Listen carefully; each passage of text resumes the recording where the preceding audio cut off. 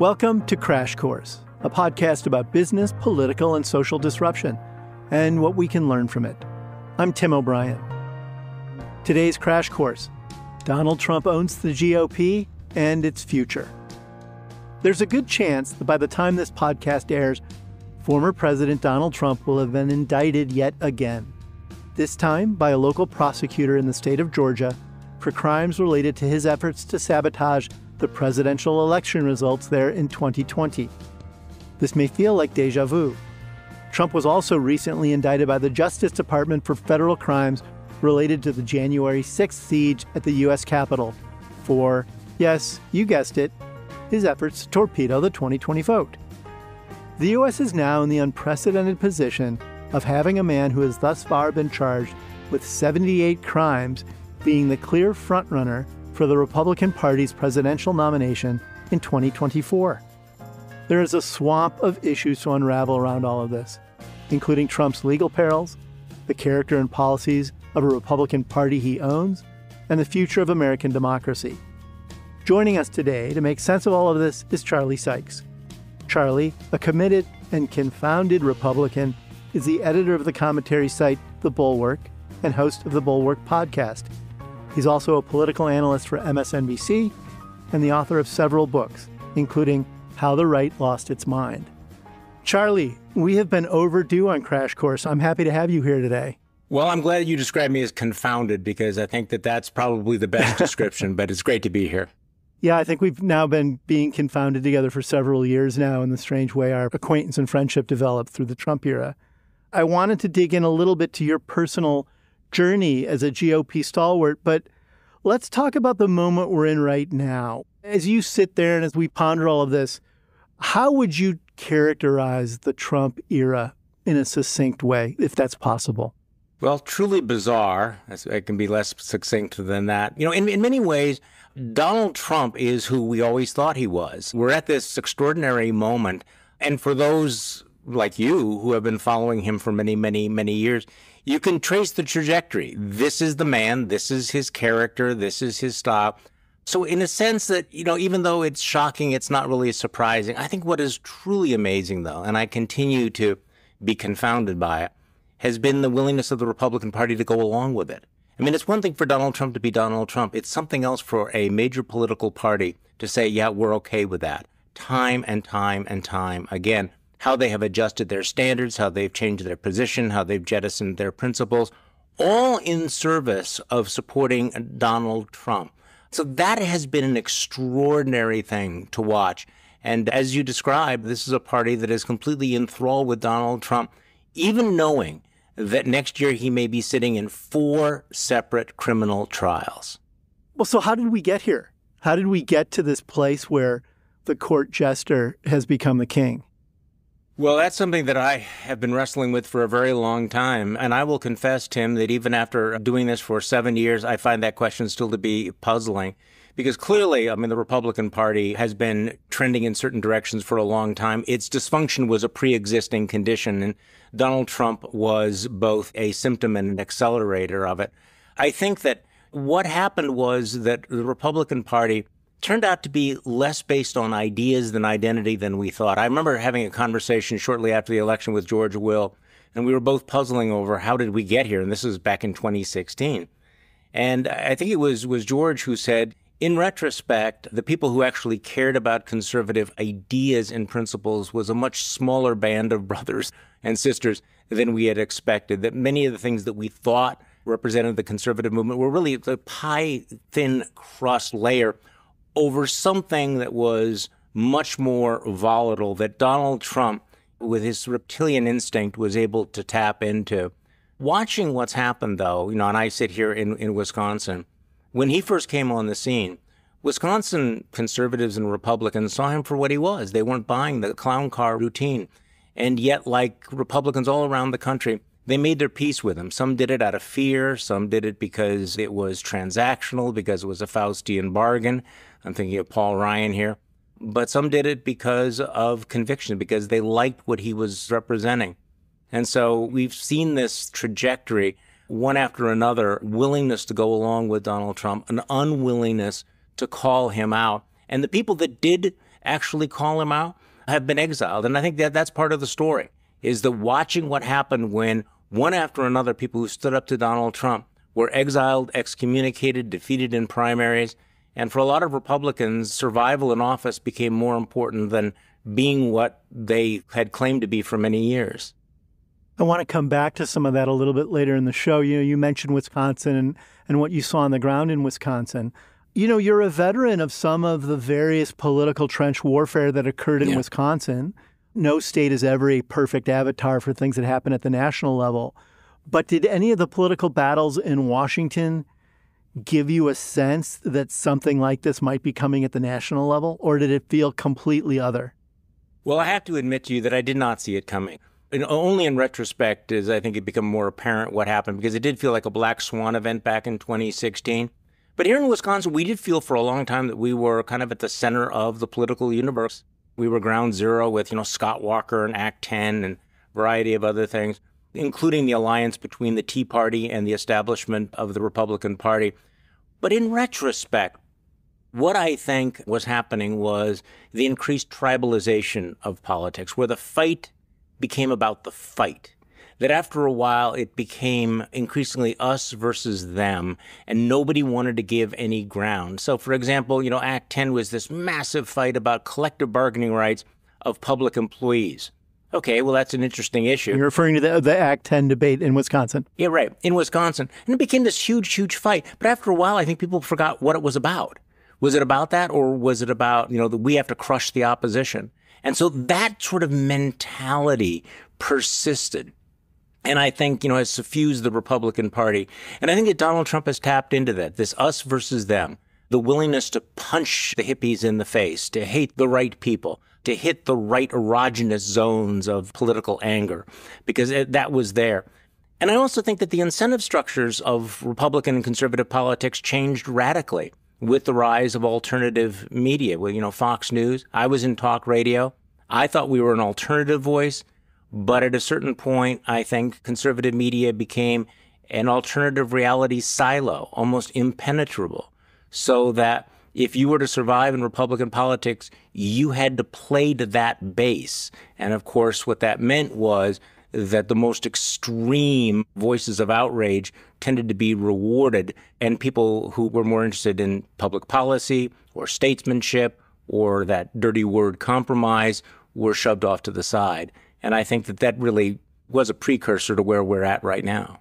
Along with the dirty word compromise, the dirty term public service, the idea that you could go into politics because you cared about public service and policy, and you could deal make to enact well-meaning public policy even if people didn't agree 100%. Well, exactly. This is, again, part of what happens when the entertainment wing becomes dominant.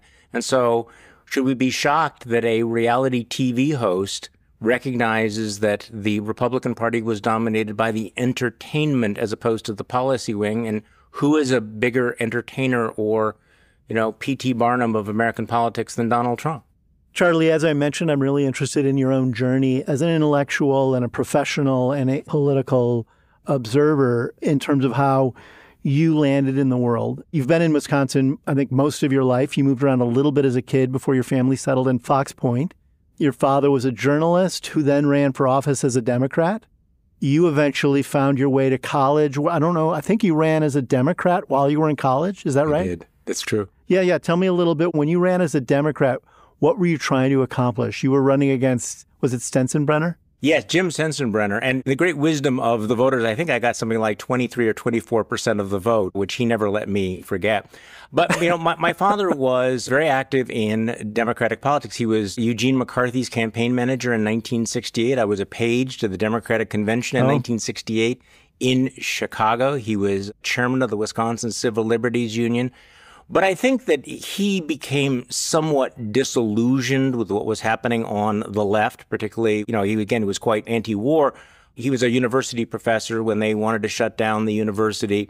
He drew the line, and I think stepped out of that particular tribe. And so even though my formative years were in liberal democratic circles, I think I inherited a certain contrariness from him and began asking, some questions about whether these policies actually work. Did many of these policies have the results that they claim to have? Or was it really just sort of about feeling good about yourself? Make a long story short, back in the 1970s, I know this seems shocking now, I really thought that conservatives were the party of ideas. I read people like George Will and William F. Buckley Jr. and Charles Krauthammer, and I thought these were people who were asking provocative questions about important issues. And so gradually began to drift away. And I will also say that as a journalist, and I was a City Hall reporter for the Milwaukee Journal at the time, covering urban issues, I became quite disillusioned with sort of the progressive orthodoxies and how urban policy was playing out. I mean, that seems like a long time ago, but I was attracted by what I thought was the intellectual rigor on the right.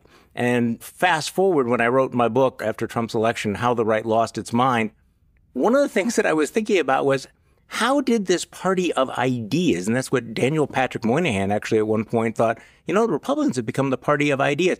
How did that party morph into the party of Sean Hannity and Donald Trump and people like that, people like Tommy Lahren, who bragged about never reading books? I mean, so it has been a deeply disillusioning experience to watch that long trajectory. Yeah, how did we get to a place where people brag about not reading books? And I also don't breathe. You got involved with journalism as a newspaper reporter, then as a magazine writer, and then as a radio host, and I guess moved away from electoral politics. I think for, contemporary conservatives prior to Trump, the received wisdom was the apotheosis of the conservative era, and the Republican movement was the Ronald Reagan presidency, which was also a presidency of ideas. And again, whether or not people agree or disagree ideologically or around policy, it was ideas wedded to action in the service of a population within a party and the people leading it trying to affect positive results as they saw them, which of course is very different from where we are now. When you look at the Reagan era now, does that feel like a naive little bubble that was about to get burst because the country was on the cusp of such major changes and shifts in how we communicate and do politics, that kind of conservatism was going to get essentially parboiled? I think that's actually fair. And also, the conservative movement in the Reagan era was a fragile coalition. I mean, you had libertarians and traditional conservatives. You had a Chamber of Commerce Republicans, but you also had social conservatives as well. And, the Cold War was part of the glue that held it all together. And the end of the Cold War, that glue began to weaken. That didn't become apparent immediately, but it became apparent over time. But also, I think that I became much more active in sort of the later Reagan years. I mean, I really didn't become active in conservative politics until the late 1980s when I started writing books about higher education. And I was very interested in where conservative ideas were going to go. And I guess I was interested in reform conservatives like Jack Kemp and, believe it or not, Bill Bennett. And empowerment zones. Remember Jack Kemp and I do remember empowerment zones. And there was a time when I thought that was the future, as did people like Paul Ryan. And so, Paul Ryan came out of that movement as well. And they had a vision of the conservative movement that it would be inclusive, that it wasn't going to be identity-based, that it was going to believe in freedom and opportunity and common sense. And I think that one of the things that happened in the last few years is that entire tradition has been jettisoned. I mean, that has been crushed. That has been reduced to rubble. And you can just sort of see the parallel tracks. There was a time when Paul Ryan was the future of the Republican Party, right? He was Mitt Romney's VP. He was the Speaker of the House. He was a political and intellectual leader of the party, whether you agree with him or don't agree with him. And then along comes Donald Trump. And in what happened to the Republican Party? Ryanism was soundly rejected. He is basically in far exile, although he sits on the Fox board, which we can talk about later. And they decided to go along with Donald Trump, who decided that nativism, racial identity politics, all of that, isolationism, hypernationalism, that was the future of the Republican Party. And so I do think that just watching the party that decides that it's going to go along with the Tucker Carlson approach as opposed to the Jack Kemp approach, that's really part of the story. And I obviously was very much on the wrong side of that divide. On that note, Charlie, I want to take a short break to hear from one of our sponsors, and then we'll come back and pick up from that point.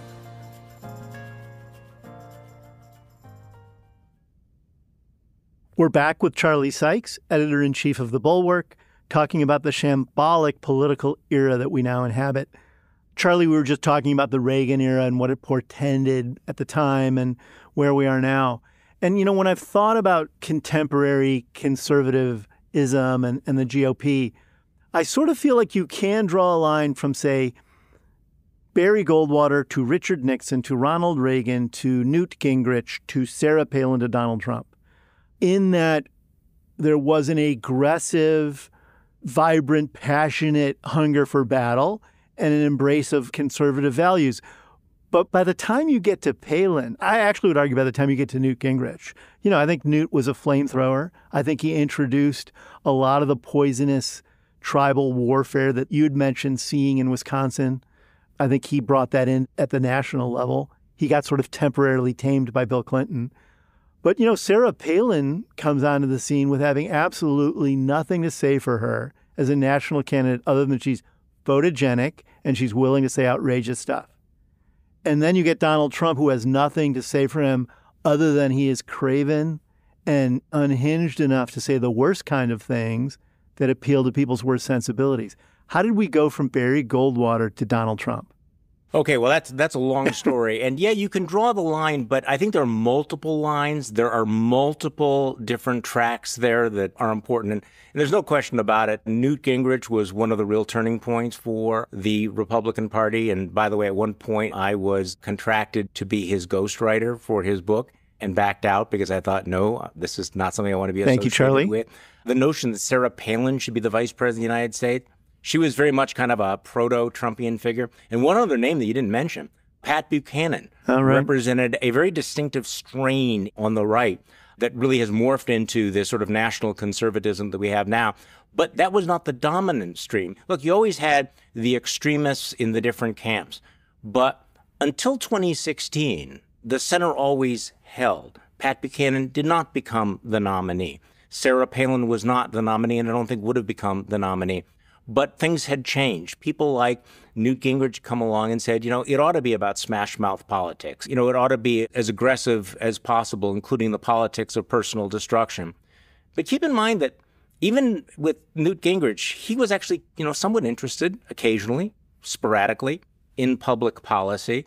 But, you know, when he ran for president, there were moments when he would surge in the polls, but then things would settle back to earth. But everything changed in 2016. And again, I think we need to come back to the environment, including the right-wing media ecosystem. I think it's important to remember that during the Reagan presidency, none of that existed. The Fairness Doctrine was not repealed until the very end of the Reagan era. There was no Rush Limbaugh. There was no Fox News during the Reagan era. There was no social media. There was no Facebook and Twitter. So think about that. What we think of as historically the high point of conservatism was all pre-conservative media. So Ronald Reagan had the ability to do things and have a little bit more flexibility and play with ideas in a way that became increasingly impossible. That's one of the turning points where there were once guardrails. There was once an ability to say to the crackpots, stay in the corner. By a decade or so ago, those crackpots understood that they could be dominant. I mean, there's a great story in John Boehner's book that he's told, many times, where when he became speaker, Michelle Bachmann, who was kind of a crackpot from Minnesota, came to him and wanted a plum committee assignment, which was, of course, a complete joke. And he wasn't going to give it to her. And he told her this, I'm the speaker, you're a crackpot, why should I listen to you? And she said, well, I'm going to go to the host on Fox News. And it was that moment that I think he began to realize that, again, the power had shifted. The power had shifted from the establishment. The power had shifted from the business community to the entertainment wing. It was shifting from the big donors to the small donors, which sounds great. It sounds like it was going to be, a democratized system. Well, what it did was that it set the stage for the Michelle Bachmanns, who then have almost inevitably been succeeded by the Lauren Boeberts and the Marjorie Taylor Greens, who are now not only not on the fringes, but have been empowered by the new Republican majority. And celebrated. Right. So you can actually kind of see how that happened. And then again, you had people, Pat Buchanan, who was, in a sense, kind of excommunicated by William F. Buckley Jr. in National Review because of his anti-Semitism. there was that lingering ability to say people like the John Birch Society and the KKK and people who traffic in things like some of the rhetoric that Pat Buchanan trafficked in needed to be somewhat isolated. They could not be considered to be conservatives in good standing. Well, those guardrails are gone. There are no arbiters who can say, I'm sorry, that's beyond the pale. And as a result, there's almost a competition now on the right. Who can be the most outrageous? Who can push the envelope the most? And not only will they not be read out of the conservative movement, they're likely to be rewarded by the small donors, by media attention, and by this ecosystem that has now grown up. And that produced Donald Trump. Exactly. And Donald Trump is very much a product of that, as will his successors be. When Trump began his current rise in 2015 and then into the election of 2016, what did you think about it at the time as you watched that evolve? Well, I was anti-Trump long before he came down the golden escalator. When I was on the radio, I can still remember. It wasn't gold, Charlie. Yeah. I know you know that. I know you know that. The That's fake gold. I remember back in 2012 when people were talking about him, I actually did a segment on my radio show, call-in show, titled, You Cannot Possibly Be Serious. And I was a little surprised by the number of people that were taking him seriously back then. But for people who think that I have changed about this, I was just rereading something I wrote in, I think maybe August of 2015 about Donald Trump, that he was basically a cartoon image of everything the left said about the right and how absurd it was to even think about him as the nominee. And I made it clear. I said, look, he's a fraud. He's a serial liar. He has the emotional vocabulary of a 9-year-old. And I certainly don't want to put him in charge of, the FBI, the DOJ, the CIA, but that's just kind of me. It just seemed like an absurd idea. So I was amazed at his rise, that people really took him seriously. And I had numerous conversations with other Republicans, most Republicans in late 2015, you remember this, Tim, completely agreed. There was this vast consensus that, well, that's not going to be him and he's going to go away. I remember Reince Priebus was a good friend. He was a former chairman of the Republican Party here in Wisconsin, and we spoke frequently. And he would say, don't worry, Charlie, it's not going to happen. Trust me, there's no way he's not going to be the nominee. Well, you know the rest of the story. Yeah. Here in Wisconsin, he lost badly here in Wisconsin. He lost by double digits to probably an even more deplorable candidate, Ted Cruz. But I had a front row seat to watch one by one Republicans make their peace with him and decide that if he's the nominee, then he's our guy and we have to vote for him. And no matter how horrible he is, Hillary Clinton and all the Democrats were so much worse. And so that's been the real soul-crushing part, and which has continued for the last 7 years. Donald Trump, as I said before, Donald Trump played out exactly as you would have expected him, because character is destiny. But what's happened to Republicans, and the number of Republicans, has been just truly extraordinary. And unfortunately, I don't see an end to that anytime soon, despite all of the criminal charges. How do you explain his appeal to Republicans? Because he's not a conservative, he's an anarchist. He's not a conservative by any definition of classic conservatism. He doesn't think about tax policy. He goes back and forth on where he is on taxes. He doesn't have a cohesive view of regulation. He has no real foreign policy chops. He's certainly not aligned with the classic hawkish foreign policy stance. He's sidled himself up to dictators abroad that the Republican Party would have absolutely shunned a generation ago. So what is the appeal? Well, first of all, that is a great point. And this is crucial to understand, that Donald Trump was not a conservative back then and meets no definition of conservative now. And there was an interesting moment when Rush Limbaugh decided that he was going to embrace him. And Rush Limbaugh understood that Donald Trump was not a conservative and decided that, okay, maybe being a conservative is not the most important thing. And that was one of those, oh, this is interesting moments, because some of us actually had believed that conservatives believed what they claimed to believe, that the Republican Party was actually the party of ideas. What Donald Trump exposed in many ways was that none of that was for real. Because if it was for real, he would not have had any appeal, right? When he first emerged as a presidential candidate, he was the definition of a rhino, Republican in name only. Normally, you would figure that the immune system of the Republican Party would say, yeah, we don't want this guy for all the reasons you just articulated. And instead, they embraced him, which would suggest that the leadership of the party was... But they were forced to embrace him to a certain extent, right? Because of the traction he had in media and with voters, right? And part of this was, I mean, it's chicken and egg, but I think the Republican Party had gotten out of touch with its actual electoral base. And Donald Trump was able to go into blue-collar areas, rural areas, and the things that he talked about, blaming things on immigrants, being able to play the race card in a very non-subtle way, actually had more appeal than a lot of us would have liked to have believed. And so for the voting base, they decided this is exciting. Also, you had millions of people that had watched him on television and thought he was a really smart guy. They thought he was a successful businessman. They believed that.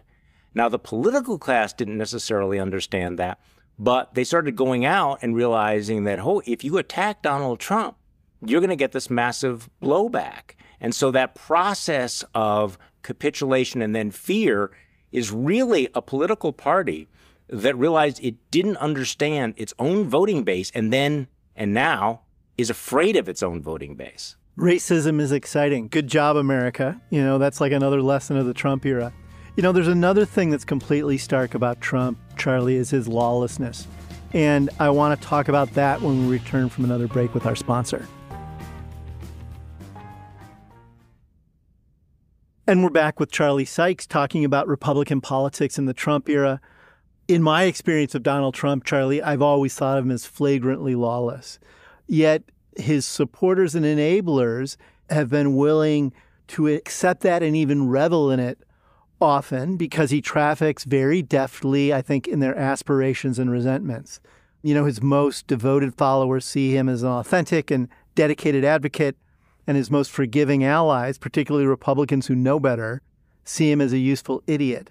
Feel free to disagree with that take, but I'm interested in why you also think he's getting away with being lawless, in addition to all the other things we've talked about him getting away with. Well, this is an extraordinarily interesting question, and nobody knows Donald Trump better than you do, Tim. But the appeal is interesting because there was a while which you could argue, well, Republicans are going along with him in spite of his lawlessness, in spite of his character and his willingness to break norms. I think we're now at the point now where there's a large segment of the right for whom that's not a glitch. They like that. That is a feature. It's not in spite of all of that. It's largely because of that, because that makes him look like he is a political fighter. One of the things that he's done very effectively has been to say, look, they're not coming after me, they're coming after you, so that any of the indictments, he can sort of wrap himself in the mantle. And he's like leaning into this now, saying, this is a badge of honor. I'm being indicted for you. And people believe all of that. But again, let's not underestimate the shock of your question, because it was not that long ago that someone in American politics who'd been accused of even a fraction of the things that Donald Trump has been accused of would have been disqualified. I mean, there were people within our memory who were exiled by the Republican Party for just saying things about rape. Now Donald Trump has been found liable for sexual assault in a civil trial in federal court, and it's not even a blip. So it's also amazing when you think about the fact that this is the party of law and order. And yet, because they're so desperate to support Donald Trump, this has now become the party that wants to defund the Department of Justice and the FBI. I mean, none of this was inevitable. And it was not inevitable that evangelical Christians would go from the demographic group that was most concerned about individual character to the demographic group that is most likely to say that personal character and virtue is not crucial for elected office. So you've seen this absolute inversion of these principles and these values in a little bit more than half a decade. And that is remarkable. And people are still shocked by it. I mean, I think that there was a sense in the Republican Party, even on, in DeSantis' world, that somehow all he needed to do was sort of, stand there and these indictments would come down and magically take Donald Trump away. Remember that? I mean, were you old enough to remember when people thought, well, if Donald Trump is facing all these felony indictments, Well, then, I mean, obviously, Republican voters are going to be disillusioned. There'd be the cumulative weight of this, and they would back away. In fact, what we're seeing is that he's getting stronger within the Republican circles the more lawless he is. And again, add that to the long list of shocking things that we are experiencing as a result of Donald Trump and this transformation of conservatism in the Republican Party. In addition to his embrace of lawlessness, the other thing that makes him dangerous and difficult and unmanageable in the political process is he has no shame and no guilt and no conscience. Superpowers. So he can sort of sit at home counting his chips thinking, well, Lyndon LaRouche ran for president from jail. That might be a good experience for me. I wouldn't mind running for the presidency from jail. And I don't really care that I broke the law. And I don't care that anyone says bad things about me. I'm just going to revel in burning down the house. Because if people don't like me, that's what I do. I burn things down. And the recent federal indictment related to January 6th accuses him of 3 primary conspiracies, defrauding the U.S. to disrupt the certification of the 2020 election, depriving people of the right to have their votes counted, and other alleged crimes. And it's just flagrant authoritarianism, and it's flagrantly anti-democratic. And yet, again, the party and his supporters are fine with that. And I sort of wonder, when does that music stop? Who are the adults in the room in the GOP that decide there's an intervention that's necessary? I've been waiting for that moment. I mean, we've all been thinking about, that moment when Barry Goldwater and other Republicans went to see Richard Nixon and said, okay, it's all over. Hard to imagine that happening. Mitch McConnell certainly had that opportunity in January of 2021, and he whiffed on it. But, I mean, think about where we're at right now. Look at Donald Trump's resume right now. Conspiracy, fraud, obstruction, espionage, maybe racketeering next week, and the Republican Party is completely okay with it. No, you're not overstating the case, because I think I was on Morning Joe and said, look, we need to understand that we need to believe Donald Trump when he says that he's going to do some of the things, when he says that he is running to be your retribution, that he would weaponize the Department of Justice, that he would gut the nation's intelligence agencies, and that he would make the federal government into an instrument of his own personal power. Trump 2.0 would be exponentially more dangerous than Trump 1.0. There's no question about it for the reasons that you so ably articulated there. So I said this, and there was some social media pushback on it, but it was interesting the number of people on the right who were saying, they're afraid, they get it. This stuff excites me. What excites me is that Trump will burn it down. So therefore, rather than people going, okay, that's going too far, that's too extreme, he has tapped into something and perhaps nurtured it where they like that idea, that he will do all the things that he's going to say. I mean, the projection going on right now where he's accusing Joe Biden of weaponizing the Justice Department to come after him is, of course, deeply ironic. The man who coined lock her up. Well, exactly. And is even now saying that Bill Barr was a coward when he was Attorney General for not charging Democrats. So when he says he's going to do these things, I think this time around, this is one of those rare moments where I think we actually ought to think he's telling the truth and believe him. The discussion about how this recent string of indictments and negative court experiences for Trump, particularly in the E. Jean Carroll case, that voters are either numb to these. It doesn't matter to his supporters, putting them aside, but others, say independents, who need to be persuaded as we wade into the 2024 election, that they're sort of numb to all of this by this point. There's been so much of it that no one tunes in and no one cares. And I get that, but a couple of counterpoints that have sort of popped up for me recently as I've thought about that. One is that a lot of that was said about the January 6th investigation until it was televised. And then once all of those months of boring leaks to the press and people didn't want to hear any more about January 6th, then the hearings happened. And it was an extraordinary televised moment, and it was educational. And I think it changed people's minds. And while the Alvin Bragg indictment was thin and people thought that Trump was being bullied, the Mar-a-Lago indictment was not. The federal indictment on violating the Espionage Act and other issues. And in fact, I think his numbers went down after the Mar-a-Lago indictment. And what I'm getting at here is, while all of this is in the news right now, Donald Trump could go on trial. And if that trial is publicized, and if this does get tested in a public forum, I do think that it could result in a very different take on him than what we're currently seeing, although we'd have to get to that point. Okay, well, I agree with you, and let me give you both sides of that issue. I mean, number one, and I think my colleague Mona Charen wrote about this last week, we need to remind ourselves there are still millions of people that don't really follow this the way we do not know all the details, have not heard this evidence, do not know how many Republicans will be the witnesses here. And in the trials, and, the D.C. trial will be, I always hesitate to engage in hype, but this will be the trial of the century. If there's a trial of the century, this is going to be it. I mean, it's going to be the O.J. trial times 10. It's going to be the January 6th hearings times 100. And 2024 will basically be dominated by one criminal trial after another. It will be the entire media cycle. I have a hard time seeing how that helps Donald Trump in a general election. From the Republican point of view, you bought this ticket, you're going to take the ride, because he may be convicted of felonies after you're already locked into nominating him. He may show up here in Milwaukee to accept the nomination wearing an ankle bracelet. Now, I imagine that he's going to step from behind the podium, show off the ankle bracelet, and say, I wear this as a badge of honor. I'm wearing this for you. But I don't think it's going to play that well among the swing voters. And my ankle bracelet's made of gold. That's right. It's the best ankle bracelet ever. And the biggest. Really. The flip side is, what happens if there's a mistrial? What happens if there's a hung jury? What happens if he's acquitted? What happens if higher courts throw out the charges? What if he is exonerated by the legal system? But on balance, I agree with you. I don't see how this is a positive for him. And I don't think that we should underestimate the power of seeing these things on television.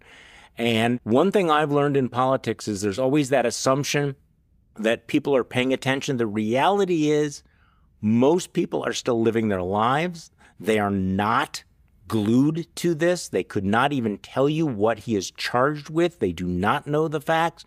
And many of them still won't after the trial. But you know what? I don't think it's going to be possible to be an American in 2024 without knowing about Donald Trump's criminality.